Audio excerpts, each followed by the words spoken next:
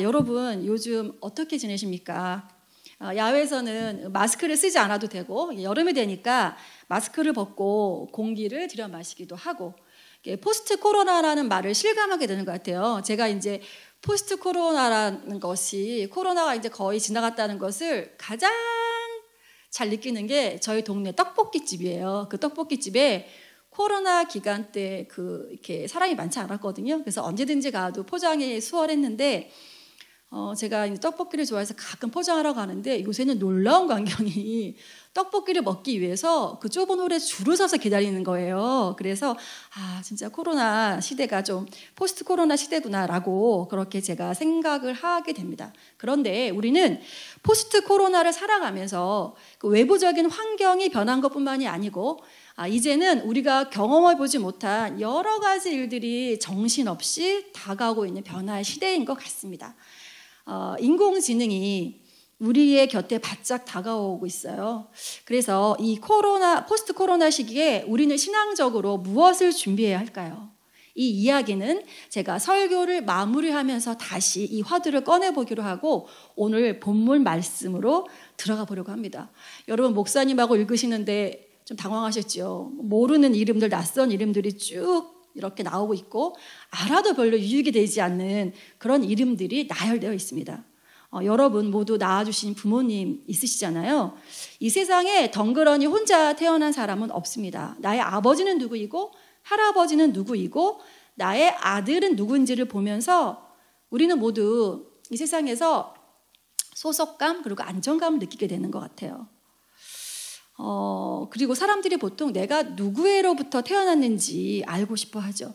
그래서 어릴 때 해외 입양을 간 많은 사람들이 자라면 한국에서 친모를 찾고 싶어 하는 그 마음이 충분히 이해가 됩니다. 나의 핏줄, 내가 어디로부터 온 사람인지 찾고 싶은 거거든요. 구약이 끝나고 신약의 첫 관문에는 복음서가 4개 나옵니다. 마태, 마가, 누가, 요한복음, 요 4복음서라고 하는데요. 똑같은 복음서가 왜 4개나 쓰여 있나고 궁금해하실 수 있어요. 예수님과 함께 3년을 보낸 제자들이 있는데요. 그들의 성품, 그 다음에 말투, 지식, 됨됨이가 모두 다르기 때문에 성령님의 영감으로 쓰여진 성경이기 때문에 이 성경이 다 똑같을 수가 없죠. 마태는, 근데 오늘 저희가 살펴볼 마태는 원래 직업이 세리였어요. 세리. 돈을 만지는 세리였고, 그 당시에 세리는 저희 나라 일제시대 때 그런 약간 앞잡이처럼 이 유대 민족에게 이렇게 세금을 걷어서 로마에 바치는 중간자 역할을 했는데 그 중간에서 굉장히 착취를 많이 했기 때문에 유대인들이 굉장히 경멸하고 싫어하는 직업이었습니다. 이 마태가 세리였고요. 그리고 이 마태는 마태복음을 쓰는데 왕으로 오신 예수님을 좀 얘기하고 있어요. 이런 것들은 나중에 기회 되면 더 자세히 하기로 하고요. 그리고 사복음서에서 마가복음이 원래 가장 먼저 쓰였는데 여러분 오늘 읽어보신 것처럼 신약에 들어가면 첫 관문이 마태복음이거든요. 그래서 이 마태복음이 신약의 맨 앞에 오도록 한 것이 그 이유가 오늘 제가 여러분들하고 살펴보게 될 이 1장의 스토리 때문에 그렇습니다. 어떤 스토리인지 같이 살펴보고요. 그래서 이 족보 때문에 마태복음이 구약과 신약을 연결하는 브릿지 역할을 하고 있는 것입니다. 그래서 오늘 마태복음의 이 족보가 어떻게 구약을 연결해주고 있는지, 어떤 의미가 있는지, 그리고 이 족보를 통하여 우리가 적용해야 할 것은 무엇인지 나누려고 합니다. 첫 번째입니다. 같이 읽어볼까요? 시작. 예수님은 아브라함의 자손이고 다윗의 자손이라는 사실입니다. 자, 우리 1절 한번 다 같이 읽겠습니다. 시작. 아브라함의 자손이요 다윗의 자손인 예수 그리스도의 계보는 이러하다. 자, 1절에서 예수님 족보에 두 뼈대가 나와요. 첫 번째는 아브라함이거든요. 첫 번째 뼈대인 아브라함. 이 아브라함이 예수님의 조상이 된 것이 인간적으로 완벽해서 된 것은 아니라는 것은 저희가 짐작하고 있죠. 아브라함이 사실 거짓말 때문에 아내 사라를 2번이나 뺏길 뻔했어요. 그런데 이상한 것이 하나님이 아브라함을 혼낸 것이 아니고 그랄 왕 아비멜렉하고 애굽 왕 바로를 혼내세요. 이상하잖아요. 그 이유가 이 창세기를 통해서 알 수 있거든요. 제가 한번 읽어볼게요. 창세기 15장 5절에 이런 말씀이 있습니다. 주님께서 아브라함을 데리고 바깥으로 나가서 말씀하셨다. 하늘을 쳐다보아라. 내가 셀 수 있거든 저 별들을 세어보아라. 그리고는 주님께서 아브라함에게 말씀하셨다. 너의 자손이 저 별처럼 많아질 것이다. 하나님의 계획이 사라를 통해서 이삭을 낳는 건데 사라가 다른 길로 가려고 해요. 비록 아브라함의 거짓말 때문이었지만 그래서 하나님이 막으신 겁니다. 그래서 하나님이 아브라함하고 맺으신 이 언약의 이름이 뭐냐면 아브라함 언약이라고 해요. 하나님은 아브라함의 자손을 통해서 많은 자손들을 조금 전에 저희가 읽었던 것처럼 약속하셨거든요. 그런데 아브라함이 이렇게 완벽한 인간이 아니지만 하나님이 약속을 하시면서 창세기 15장 6절 다 같이 읽겠습니다. 아브라함이 주님을 믿으니 주님께서는 아브라함의 그런 믿음을 의로 여기셨다. 실수가 많은 아브라함인데 하나님이 지금 말씀하신 것처럼 그럼에도 불구하고 아브라함하고 언약을 맺으시면서 뭐라고 평가하셨어요? 아브라함의 믿음을 의로 여기셨다. 그러니까 하나님의 말씀, 네 자손을 저 별과 같게 바다의 모래알과 같이 많게 해줄 거야 라고 했을 때 속으로 의심하지 아니하고 그렇게 될 줄 믿었습니다. 그래서 아브라함의 믿음을 의로 여기셨다라고 말하고 있어요. 자, 이 말씀처럼 아브라함은 하나님의 말씀을 믿었고 그래서 우리가 아브라함을 어떻게 평가하냐면 믿음의 조상이라고 부르는 거죠. 자, 이스라엘 사람들은 지금도 아브라함의 자손인 거를 너무 자랑스럽게 생각하고 있어요. 여러분들이 나중에 이제 성경책을 계속 읽다 보면 놀라운 사실 하나 발견하는데요. 신약의 사복음서에 나오는 거지 나사로라는 사람이 있는데 거지 나사로가 천국에 갔어요. 천국에 갔는데 성경 구절에서 이렇게 나와 있어요. 하나님의 품에 안겨있다라고 나오지 않고 어떻게 나와 있냐면 아브라함의 품에 안겨있다라고 나왔습니다. 천국까지 갔는데 하나님 품에 안겨있다라고 표현 안 하고 아브라함 품에 안겨있다라고 표현할 정도로 믿음의 조상인 아브라함을 성경에서도 볼 수 있는 겁니다. 자, 아브라함 말고 조금 전에 1절에서 읽었던 두 번째 뼈대 다윗이죠. 자, 마태는 예수님의 계보를 이렇게 몇 대씩 나누어서 정리하고 있는지 오늘 본문 맨 마지막 절 17절입니다. 같이 한번 다시 읽어볼게요. 시작. 그러므로 그 모든 대수는 아브라함으로부터 다윗까지 14대요. 다윗으로부터 바빌론에 끌려갈 때까지 14대요. 바빌론으로 끌려간 때로부터 그리스도까지 14대이다. 자, 마태는 예수님의 족보를 14, 14, 14 총 42대로 정리하고 있습니다. 첫 번째 시기는 아브라함부터 다윗까지 제가 지금 빨간색 해놨죠. 첫 번째 줄. 거기까지 이게 이스라엘 역사의 태동기예요. 태동기고 형성기 족보이고요. 두 번째 시기는 다윗에서부터 바빌론까지 그 세 번째, 네 번째 줄 바빌론까지 시기인데 이때는 이스라엘 족보의 전성기 그리고 쇠퇴기가 됩니다. 마지막으로 그 다윗부터 예수님에 이르는 족보는 회복기의 족보입니다. 마태가 나눈 것처럼 이스라엘 족보가 오늘 저희가 읽은 것처럼 이렇게 세 단계가 세 시기가 모두 14, 14, 14로 떨어지는 게 아니에요. 구약을 읽다 보면 이게 지금 마태가 얘기한 14, 14, 14보다 어떤 시기에는 많거나 어떤 시기에는 왕들이 적거든요. 그러면 이 마태가 왜 예수님의 계보를 14, 14, 14로 약간은 억지스럽게 맞추고 있는 것일까요? 이 저자, 마태복음의 저자, 마태의 의도가 있는 거죠. 그 마태의 의도는 성령님의 의도겠죠. 그 초점은 14라는 숫자에 있습니다. 이 14라는 숫자가 누구를 가리키고 있냐면 다윗을 가리키고 있어요. 유대인들은 숫자를 얘기할 때 저희가 지금 쓰는 아라비아 숫자를 사용하는 것이 아니고 히브리어 자음으로 그 단어의 음가를 따져요. 그래서 다윗의 음가가 히브리어로 자음으로 14개, 4 더하기 6 더하기 4 돼서 14가 돼요. 다윗이. 이처럼 이 숫자를 따지는 것을 뭐라고 하냐면 게마트리아라고 합니다. 예를 들면 3은 완전수예요. 삼일체 하나님. 예수님 며칠 만에 부활하셨죠? 3일. 그리고 4는 동서남북의 이 땅의 완전수거든요. 그리고 10은 유대인들이 충만수라고 합니다. 자, 제가 이제부터 수학해 보니까 잘 보세요. 땅의 완전수 동서남북 사이에 충만수 10의 제곱. 10의 제곱이 얼마죠?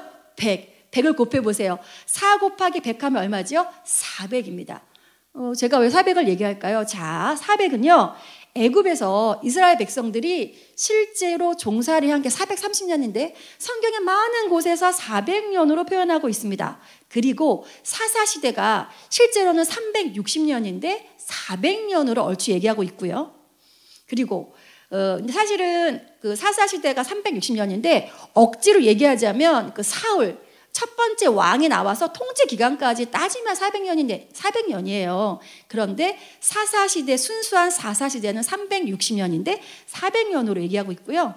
그리고 구약과 신약, 구약이 끝나고 신약이 시작되기 전에 그 중간기가 보통 430년이거든요. 근데 그것을 성경에서 400년으로 이야기합니다.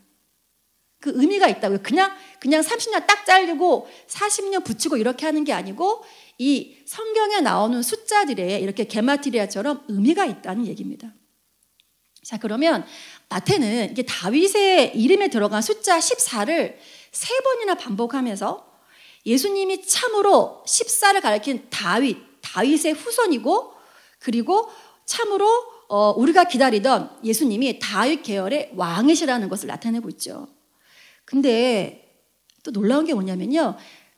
조금 전에 저희가 읽었던 계보에서 다윗이 몇 번째 등장하는 줄 아세요?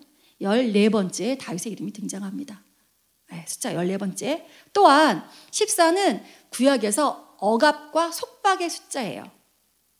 야곱이 삼촌 라반 집 가서 종살이 한 게 14년이고요. 요셉이 형들한테 팔려서 17살에 애굽 땅으로 가서 13년 후에 30살 때, 14년 후에 30살 때 애굽의 총리가 됩니다. 14년째 되던 해. 그리고 이러한 배경, 어쨌든 이런 숫자들의 배경을 바탕으로 마태는 예수님의 계보를 저희가 지금 본 것처럼 14, 14, 14 이렇게 맞추고 있는 겁니다. 죄의 노예가 되어서 고통받는 인류를 모든 억압으로부터 해방시켜줄 구세주가 다윗의 자손으로 우리에게 오셨다는 것을 강조하고 있는 거고요. 이 말씀은 역사는 무작위, 우연이 아니야. 하나님 아래 통제가 되고 균형과 하모니를 이룬다는 것을 알 수 있습니다. 그래서 세계사를 공부하다 보면 너무너무 재미있는 것들이 많이 있어요. 그래서 하나님의 계획에 따라 이 역사가 지금 진행되고 있는 겁니다. 사람의 눈에는 우연으로 보이는 일들이 하나님의 계획과 섭리 안에서 조화를 이루는 겁니다. 자, 다윗도 아브라함처럼 여러분이 아시는 것처럼 완벽한 인간이 아니었죠. 밧세바와 간음을 하고요. 일부러 밧세바의 남편 우리아를 일부러 살인까지 합니다. 사람을 시켜서 큰 죄를 지은 거죠. 완벽하지 않습니다. 그런데 중요한 거는 아브라함이 하나님이 말씀하셨을 때 믿었던 것처럼 나단 선지자가 다윗 왕을 찾아와서 그 죄를 지적할 때 다윗 왕은 철저하게 시편을 보면요. 철저하게 회복을 하고 회개를 하고 하나님 앞에 죄를 자복했습니다. 그래서 다시 하나님의 약속의 반열 안으로 들어오게 되는 거거든요. 제가 사무엘하 7장 11절부터 14절을 읽어볼 테니까 눈으로 잘 따라와 보세요. 이전에 내가 나의 백성 이스라엘에게 사사를 세워준 때와는 달리 내가 너를 너의 모든 원수로부터 보호하여서 평안히 살게 하겠다. 그뿐만 아니라 나 주가 너의 집안을 한 왕조로 만들겠다는 것을 이제 나 주가 너에게 선언한다. 너의 생애가 다하여서 내가 너의 조상들과 함께 묻히면 내가 네 몸에서 나올 자식을 후계자로 세워서 그의 나라를 튼튼하게 하겠다. 바로 그가 나의 이름을 드러내려고 집을 지을 것이며 나는 그의 나라의 왕위를 영원토록 튼튼하게 하겠다. 하여 주겠다. 나는 그의 아버지가 되고 그는 나의 아들이 될 것이다. 그가 죄를 지으면 사람들이 저의 자식을 매로 때리거나 치듯이 나도 그를 징계하겠다. 이렇게 하나님이 말씀하신 것을 뭐라고 하냐면 다윗과 세운 언약이다 해서 다윗 언약이라고 합니다. 하나님 이 언약을 말씀하실 때 다윗도 아브라함처럼 아멘 하고 믿었습니다.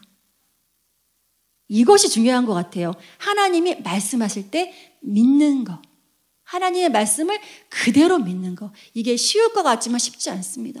하나님이 꿈속에서 누구야? 내가 너의 병을 반드시 고쳐줄 거야. 했을 때 나의 상황에 지금 암이 걸리고 여러 가지에도 불구하고 그 말씀을 온전히 믿는 거 쉽지 않거든요. 근데 아브라함하고 다윗은 하나님의 말씀을 믿었다라고 했습니다. 그래서 이스라엘 사람들은 왕 중의 왕인 다윗 왕을 가장 사랑하고 왕가의 시조인 다윗의 후손에서 우리를 구원해줄 메시아가 올 것이다 라고 기대했습니다. 우리 마태복음 21장 9절을 다 함께 읽어보겠습니다. 시작. 호산나 다윗의 자손이여 찬송하리로다 주의 이름으로 오시는 이여 가장 높은 곳에서 호산나 하더라.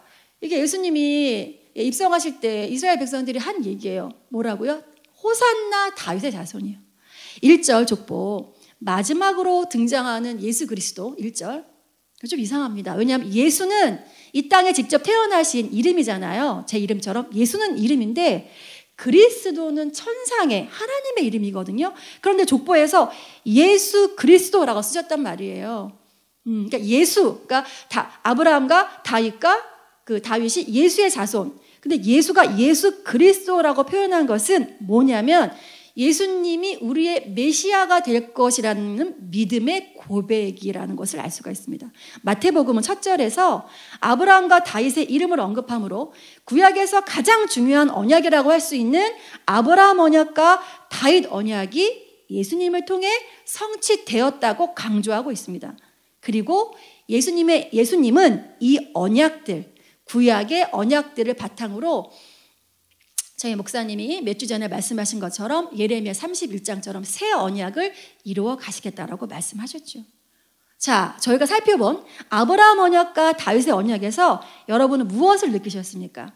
아브라함하고 다윗에게 약속을 주시면서 지키라고 하셨구나 라고만 생각하셨습니까? 그런데 여기서 우리가 꼭 알아야 할 것은 이 언약이 아브라함하고 다윗에게만 해당되는 것이 아니고 언약의 당사자인 하나님 자신에게도 이것이 해당이 된다는 거예요. 무슨 말씀이시죠? 하나님도 이 언약에 묶이신다는 겁니다. 약속을 혼자 하는 것이 아니거든요. 두 사람이 하는 거기 때문에 하나님이 아브라함하고 다윗에게 이 언약을 하시면서 본인 스스로도 제안하신 거예요. 여러분, 하나님이 왜 굳이 본인을 제안하시면서까지 이런 언약에 묶이셔야 하는 거죠? 하나님 부족한 것이 없으신 분입니다. 우리를 위해서, 사랑하는 자녀를 위해서 하나님이 스스로 제안하신 거예요.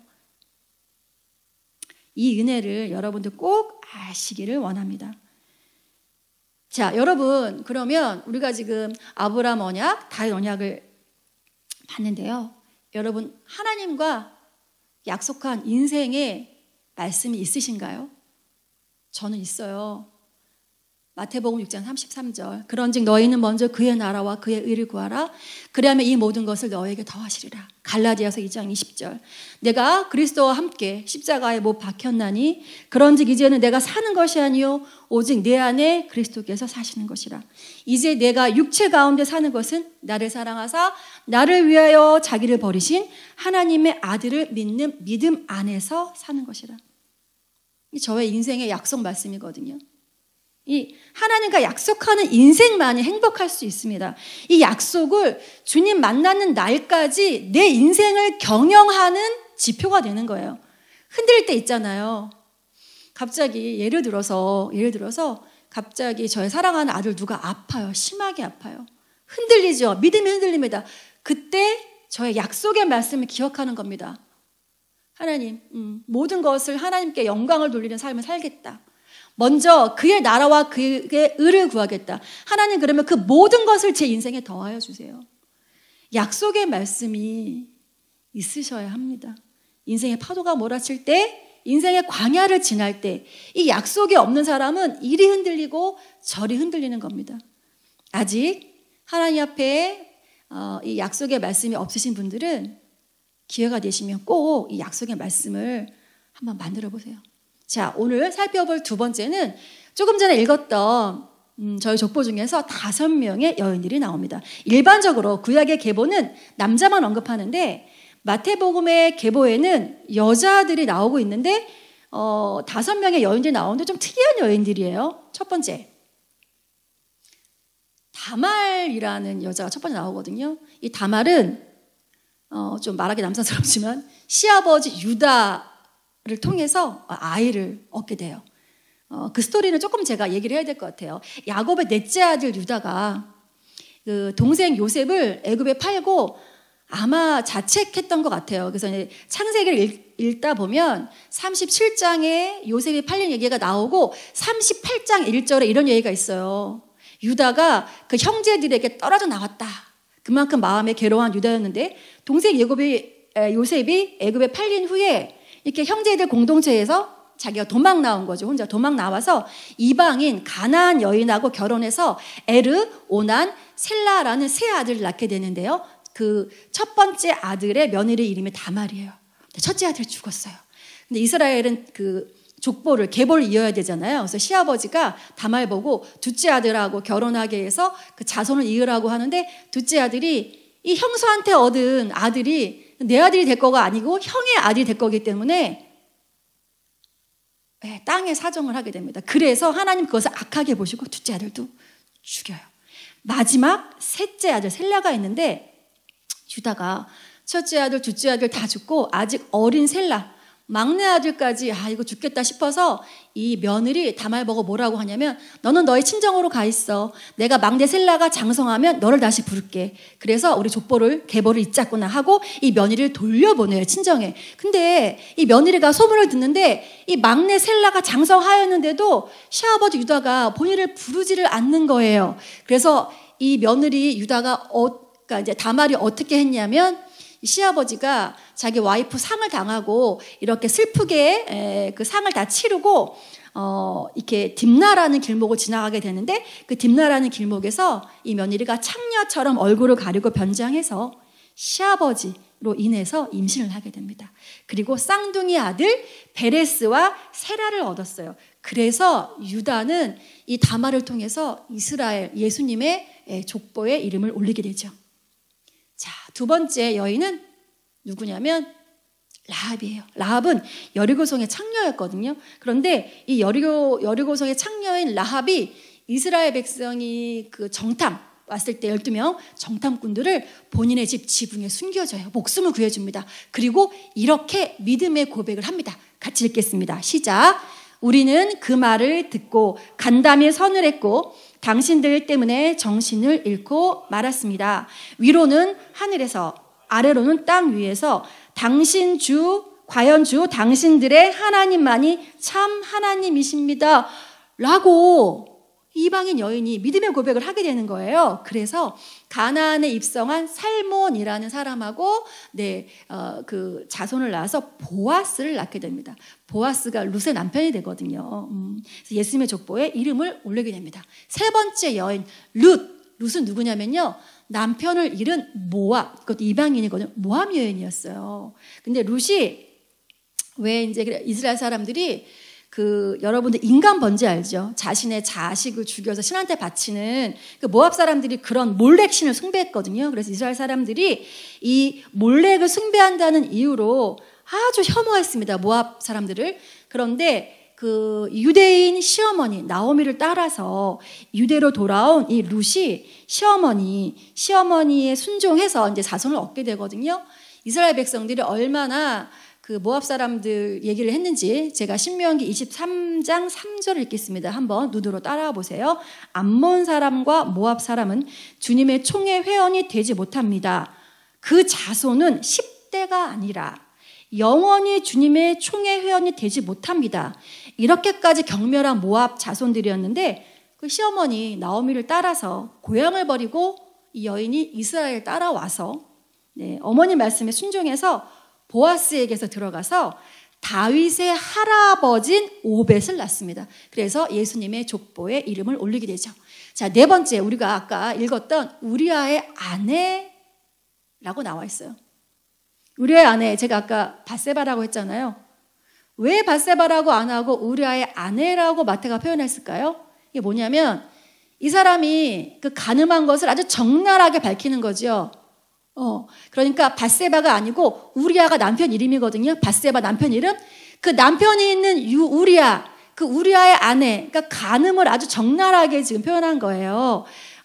이 여자 드러내기 위해서 간음한 사실을 우리아의 아내라고 표현하면서 전쟁터에 있는 우리아 전쟁하고 남편 몰래 다윗 왕과 간음을 해서 솔로몬을 낳게, 첫째 아들은 죽고 나중에 이제 족보에 올라서 솔로몬을 낳게 되죠. 자, 그 다음에 5번째 우리가 잘 아는 마리아입니다. 마리아는 왜요? 이게 혼전 임신을 한 건데요. 유대인의 결혼 풍습은 약혼식을 한 다음에 1년 후에 남편이 어느 날 불현듯이 아내를 데리고 가거든요. 그 1년 동안 서로 약속을 하는 거예요. 정절을 지키기로 약속을 하는데 마리아가 약혼을 했는데 결혼 1년 후에 요셉이 데려오기 전까지 임신을 했죠. 저희는 알죠. 성령으로 잉태한 건데 우리는 알지만 당시 유대인들은 그것을 알 수 없었기 때문에 당연히 유대인 풍습에 이런 여인들은 돌로 맞아 죽었거든요. 그런 상황이 있던 거죠. 자, 이 5명의 여인은 모두 성적으로 문제가 있거나 자랑스럽게 내세울 위치가 아니었고, 이 5명 중에 아까 제가 처음에 얘기한 그 다말, 라합, 룻, 이거 다 이방인이거든요. 그리고 신학학자들에 의해서 우리아도, 다윗의 그 신하였던 우리아도 이방인이었을 확률이 높다고 합니다. 그렇다면 마리아를 제외한 4명이 예수님의 족보에 오른 이 4명이 전부 이방인이라는 거거든요. 유대인이 아니에요. 여러분 이상하죠? 예수님의 족보에 올라야 될 여인들이 많지 않아요? 믿음의 사라, 리브가 많죠. 그런 여인들이 안 오르고 이렇게 이방인들이 예수님의 족보에 올랐단 말입니다. 예수 그리스도의 족보는 완벽하고 아주 위대하고 내세울 만한 그런 사람들이 족보에 올라와도 되겠지만, 하나님이 이렇게 인류를 구원해 나가시는 방법은 정말 매우 독특한 방식이세요. 하나님은 이처럼 부끄러운 여인들을 통해서 예수님을 구세주로 보내주세요. 인간의 족보가 비록 불완전하고 죄로 얼룩져 있다고 하더라도, 연약함이 있더라도 그 끝에는 누가 있다? 예수가 있다.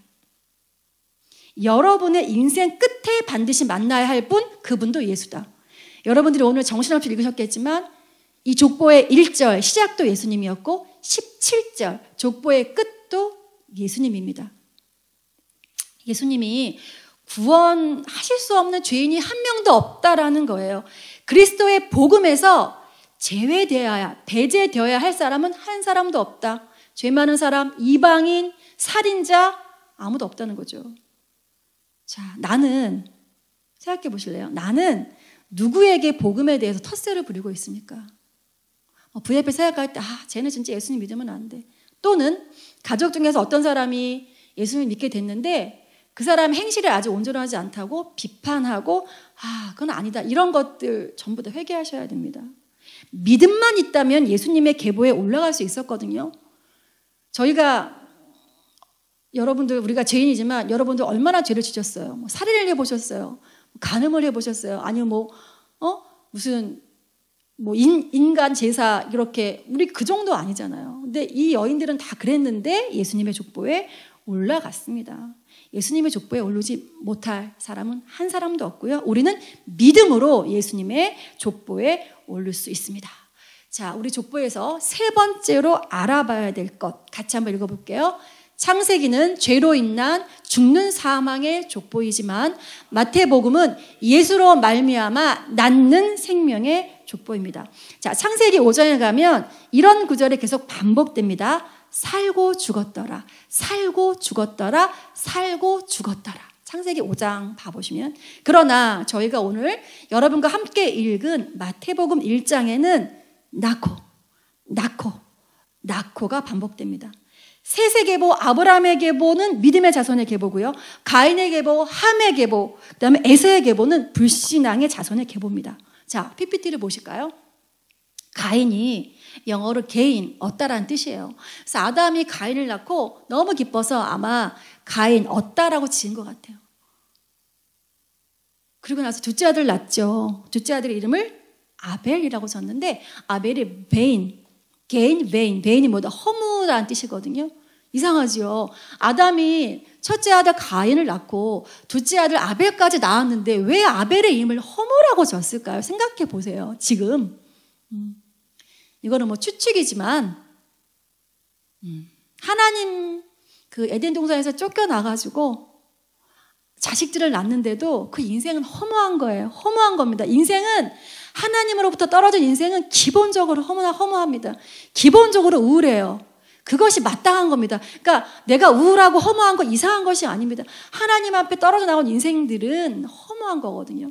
그런데 이 가인은요, 이제 간단히 얘기할 건데, 그 라멕, 후손 중에 라멕이 있었고요. 사람의 딸들이 가인의 족보에서 나와요. 그리고 가인의 아들 중에서 저희 에녹이 그 에녹 말고요. 아벨 계통 에녹이 말고 에녹 이름이 2개 나오거든요. 가인의 아들 이름이 에녹인데요. 에녹이 처음으로 성을 져요. 그래서 그 성의 이름이 에녹 성이거든요. 이게 바로 인간이 처음으로 만든 시티, 도시예요. 최초의 도시입니다. 에녹 성이. 그리고 제가 빨간색으로 해놨죠. 발발발 형제들이 나와요. 거기 밑에 발발발 하나 나오죠. 야발, 유발, 두발, 가인, 발발발. 야발은 가축을 키웠어요. 그건 물질이라고 할 수 있고요. 유발은 악기를 다뤘습니다. 그것은 문화의 영역이고요. 그 다음에 두발, 가인은 구리하고 새를 만들었어요. 이건 문명을 뜻하는 거거든요. 그래서 결국 우리가 지금 누리는 문명과 도시는 어디에서 시작됐다? 가인의 자손들이 시작됐다. 믿음의 자손에서 시작된 것이 아니고 이 도시, 문명, 문화, 물질은 전부 가인의 자손에서 시작된 겁니다. 그리고 여러분들이 이걸 보시면 저 사람들이 왜 그 하나 가지고 저렇게 나쁘게 평가할까? 그건 아니고요. 옛날 사람들이 900년, 800년 살았다니까요. 900년, 800년 살면서 그 사람들의 삶의 방식을 그냥 성경에서는 대표로 적고 있는 거예요. 그러니까 성경에 나오는 것뿐만이 아니고 이 믿음의 계열의 자손들하고 이 불신앙의 자손들은 수많은 그런 행태들이 있습니다. 그것을 이렇게 성경에서는 대표로 적고 있는 거고요. 자, 누가 이 집안에서 믿음의 계보를 이어갈 사람들입니까? 마태 족보에 나오는 사람들이 모두 장남들이 아니에요. 첫째 아들이 아닙니다. 그러니까 마태 족보에 나온 사람들은 믿음으로 계보를 이은 사람들의 명단입니다. 우리는 믿음으로 아브라함의 자손이 되었다고 로마서 4장에서 말하고 있어요. 여러분, 믿음의 가문을 이루셔야 합니다. 거룩한 가문의 계보를 이으셔야 돼요. 우리의 가정을 넘어서 VIP를 주님 앞으로 데리고 와서 그들도 역시 믿음의 가문을 이루게 해야 됩니다. 우리는 지금 같은 계절을 살고 있어요. 여름이라는. 하지만 우리 모두는 각자 살아가는 계절은 다릅니다. 어떤 분은 봄이실까요? 새싹이 나는 것처럼 만물이 아름답게 보이겠죠. 어떤 분은 여름일까요? 장렬하는 태양처럼 열정이 넘치는 계절이죠. 한참 열애 중인 젊은이들이 그렇겠죠. 어떤 분은 가을일까요? 수확하는 계절인데 수확물이 없어서 공고하고 외로우실까요? 아니면 풍성한 수확물로 감사하고 계십니까? 그런데 수확은 반드시 씨를 뿌려야 거둘 수 있습니다. 열심히 씨를 뿌리고 애쓰신 농부들 가을에 거지할 거리들이 많아지잖아요. 영원구원의 열매도 마찬가지입니다. 씨를 뿌려야 하는 거죠. 그래야 열매가 있습니다. 어떤 분은 지금 차가운 겨울을 살고 계실까요? 혼자가 아니라는 것을 꼭 기억하시길 바랍니다. 예수님이 그 한 영혼에 대한 사랑이 얼마나 대단하신지 수가성 운물가의 한 여인의 스토리를 보면 알 수 있는데요. 혹시 모르실 수 있으니까 수가성은 사마리아, 유대인들이 경멸하는 이방 사람하고 섞여서 난 순수한 유대 계통이 아닌 지방이었어요. 사마리아. 엄청 경멸했습니다. 예수님이 유대 지방에 있다가 운물가에서 만나는 수가성의 그 한 여인을 만나기 위해서 멀고 먼 길을 가세요. 성경에서는 그런 말이 그 행간에 숨겨져 있지만 예수님이 수가성 여인을 만나러 가신 그 길이 보통 험난한 길이 아니었다고 합니다. 그런데 예수님이 그 길을 헤쳐서 누구를 갖다 100명한테 집회를 한 것이 아니고 수가성에 남편이 6, 7이 있던 그 여인을 만나기 위해서 예수님이 가신 거거든요. 예수님이 여러분들을 얼마나 사랑하시는지 모릅니다. 우리는 한 영혼을 위해서 얼마나 수고하고 있나요? 아직 믿음의 가문이 세워지지 않는 우리 교인분들은 믿음의 가정을 세우기 위해서 기도하셔야 됩니다. 그리고 이미 믿음의 가문이 세워지신 여러분들은 주위를 둘러보시기 바랍니다. 내가 기도해줘야 할, 예수님을 전해줘야 할 그 한 사람, 우물가의 여인 같은 그 복음으로 그 절망의 인생이 희망의 인생으로 바뀔 그 한 사람. 그래서 가인의 후손에서 믿음으로 아브라함의 후손이 될 그 한 사람이 어디 있을까요? 죄로 인한 사망을 낳는 사람에서 예수로 인한 생명을 낳는 우리가 되어야 합니다. 우리의 인생은 이미 시작은 됐어요, 여러분. 이제 우리 인생의 마지막을 향해서 우리는 하루하루 다가가고 있는 겁니다. 어떤 인생을 사실 거예요? 살고 죽었더라라는 창세기의 인생을 사실 겁니다. 예수님을 위해서 낳고 낳는 믿음의 인생을 사실 겁니다. 제가 설교의 서두에서 말한 그 이야기로 다시 돌아가 보려고 해요. 지금 포스트 코로나인 이 시기에 세상은요, 자꾸 바쁘게 살라고 합니다. 시간을 쪼개서 살아. 잠을 줄여. 열정적으로 일해야지. 몸을 불태워버려. 이렇게 일하라고 하잖아요. 나의 이력에 한 줄을 더 채우기 위해서 우리 얼마나 정신없이 삽니까? 그렇지만 그렇게 산다고 해도 채워지지 않는 허무함은 우리의 인생을 자꾸 좀먹고 있어요. 여러분 선택하십시오. 가인에서 함의 불신앙의 족보에 서시겠습니까? 아벨, 아브라함, 다윗의 믿음의 족보에 서시겠습니까? 여호와냐 바알이냐 선택하라고 한 엘리야의 선지자의 음성이 오늘도 우리에게 말하고 있습니다. 엔터교회 여러분, 가인의 계열에 빼앗긴 문화의 영역, 가인의 자손들이 세운 겁니다. 이 가인의 계열에 빼앗긴 문화의 영역을 이제는 거룩한 믿음의 자손이 되어서 다시 하나님에게로 돌려드립시다. 하나님의 손에 우리의 문화의 열매를 드립시다. 이 엔터교회가 이 엔터의 영역을 하나님의 말씀에 순종해서 엔터를 누름으로 하나님의 나라로 들어가는 그 좁은 길을 저희 교회가 앞장서서 들어감으로 수많은 문화 영역의 청년들을 저희 뒤를 따라올 수 있는 길을 저희들이 같이 내보시지 않겠습니까, 여러분? 우리가 집중할 때 하나님이 가장 기뻐하시는 영혼 구원이 일어날 것입니다. 나의 VIP를 위해서 간절히 기도하며 그들을 섬겨야겠습니다. 나의 VIP는 나의 면류관이 될 것입니다. 믿음의 경주가 끝나는 날 우리는 주님 앞에 서게 될 것입니다. 다음 말씀을 같이 읽고 설교를 마무리하려고 합니다. 디모데후서 4장 6절부터 8절입니다. 시작. 이미 부어드리는 제물로 피를 흘릴 때가 되었고 세상을 떠날 때가 되었습니다. 나는 선한 싸움을 다 싸우고 달려갈 길을 마치고 믿음을 지켰습니다.